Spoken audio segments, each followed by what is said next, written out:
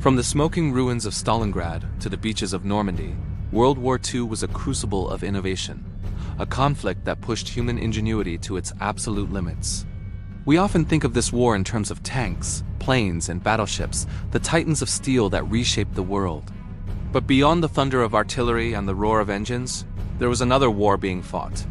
A secret war, waged not with bullets and bombs, but with imagination, deception, and ideas so audacious they bordered on the absurd.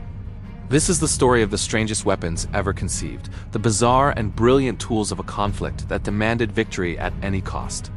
In the shadows of conventional warfare, Allied and Axis powers alike were running clandestine programs, desperately searching for a game-changing advantage. Scientists, engineers, and even artists were recruited for missions that sound like they were pulled from the pages of a science fiction novel. From sun guns designed to incinerate cities from orbit to aircraft carriers carved from icebergs, the drawing boards of World War II were filled with radical concepts. Most of these ideas never left the realm of theory, but some did, and their impact was as strange as it was significant. Today, we declassified two of the most incredible secret projects of the war: an army of artists that fought with illusions, and a bizarre plan to turn common birds into guided missile systems. It's the summer of 1944. The Allies are pushing deep into France after the D-Day landings. The German war machine, though battered, remains a formidable foe. Every Allied soldier, every tank, every gun is a precious resource. But what if you could create an army out of thin air?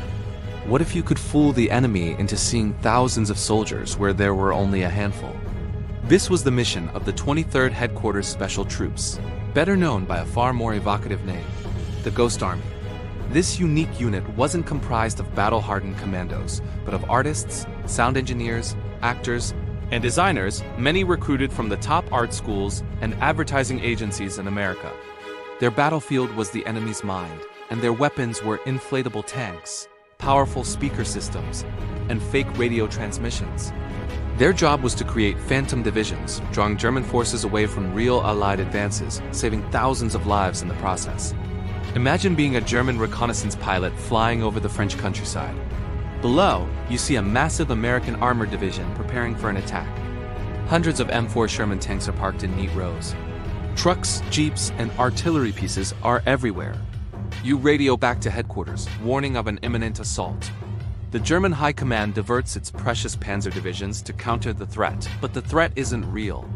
The tanks you saw were nothing more than rubber balloons, carefully inflated and masterfully camouflaged. They weighed only 90 pounds and could be set up by a team of 4 men in minutes.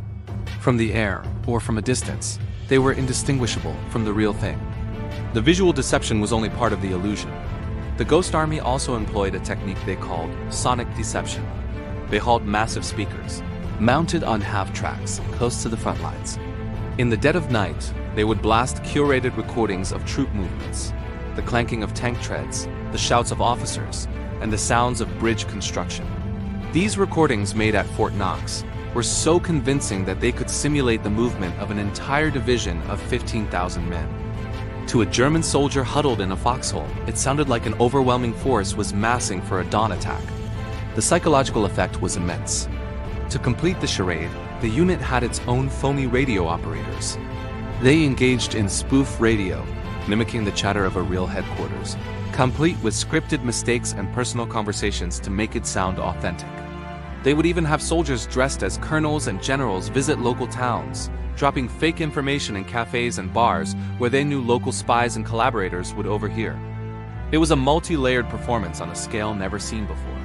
The Ghost Army conducted more than 20 battlefield deceptions, from the fields of Normandy to the banks of the Rhine River. Their most famous operation was codenamed Viersen. In March 1945, the U.S. Ninth Army was preparing to cross the Rhine, a heavily defended natural barrier. The Ghost Army was tasked with drawing German attention 10 miles south of the actual crossing point. Over 2 days and nights, they deployed their full arsenal of tricks. They inflated over 600 tanks and vehicles, played their sonic symphonies of war, and filled the airwaves with fake traffic. The deception worked perfectly. German artillery and divisions were moved to counter the phantom threat, leaving the real crossing site dangerously exposed. When the Ninth Army finally crossed, they met with far lighter resistance than expected. The commander of the 9th Army later estimated that the Ghost Army's performance had saved as many as 30,000 American lives. For their troubles, the men of the 23rd received little public recognition. Their mission was so secret that it was classified for more than 50 years after the war ended. These unsung heroes, these artists of war, proved that sometimes the most powerful weapon is a well-told lie. While the Ghost Army was mastering the art of deception on the ground, another, even more peculiar project was taking flight back in the United States. It was the brainchild of one of America's most brilliant and eccentric behavioral psychologists, B.F. Skinner.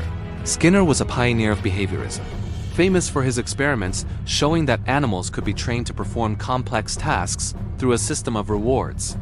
As the war raged, Skinner wondered if his principles could be applied to military technology. He had an idea that was both brilliant and utterly bizarre. Could he train a pigeon to guide a missile? The project was officially named Project Pigeon, later renamed Project Orkin, for organic control. The concept was deceptively simple. In the age before sophisticated electronic guidance systems, missiles were notoriously inaccurate. Skinner proposed placing a pigeon inside the nose cone of a missile. A screen in front of the pigeon would display an image of the target, projected through a lens system.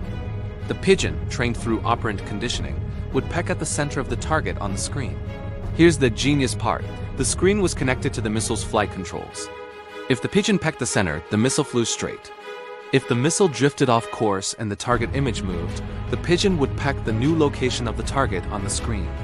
These pecks would trigger adjustments to the missile's fins, steering it back on course. To make the system more reliable, Skinner designed a harness for 3 pigeons. Their pecks averaged out to ensure accuracy. If one pigeon got distracted, the other 2 would keep the bomb on target. It sounds like a joke, but Skinner and his team were deadly serious. They successfully trained pigeons to track targets with remarkable precision. The birds learned to ignore distractions like smoke and clouds, focusing only on the image of the ship or building they were trained to attack. They were relentless, pecking several times a second, continuously correcting the missile's path right up to the point of impact. Of course, it was a one-way trip for the feathered pilots. In 1943, Skinner presented his project to the National Defense Research Committee. The demonstration was impressive. A trained pigeon successfully guided a simulated missile, pecking furiously and accurately at a moving target. But the military brass was skeptical. The idea of entrusting a multi-million-dollar weapon to a common bird seemed preposterous. Despite the promising results, the committee felt their resources were better spent on emerging electronic guidance systems. One official reportedly said, "We just don't have enough confidence in a pigeon." Project Pigeon was shelved. Undeterred, Skinner revived the project for the Navy in 1948. But by then, the dawn of the electronic age had made his organic control system obsolete. The project was officially canceled in 1953. While no pigeon-guided bomb was ever used in combat, Project Pigeon stands as a testament to the boundless creativity of wartime science. It was a radical solution to a complex problem, an attempt to harness the power of nature in the most unnatural of ways. B.F. Skinner proved that his principles worked, even if the world wasn't quite ready for avian kamikaze pilots.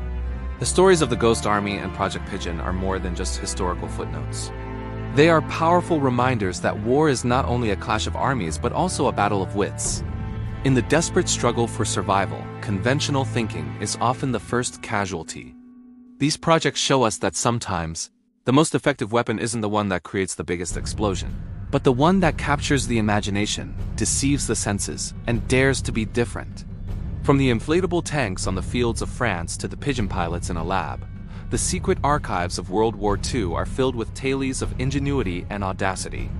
They reveal a hidden history of the conflict, one fought in the shadows with weapons born from the wildest dreams and darkest necessities of the human mind. The war was won by soldiers, sailors, and airmen, but it was also shaped by these unsung innovators, the artists of deception and the architects of the absurd. Their legacy, once shrouded in secrecy, now serves as a fascinating chapter in the story of human conflict. Thank you for watching. If you found this journey into the secret history of World War II fascinating, don't forget to like this video and subscribe to our channel for more declassified stories from the past. We'll see you next time.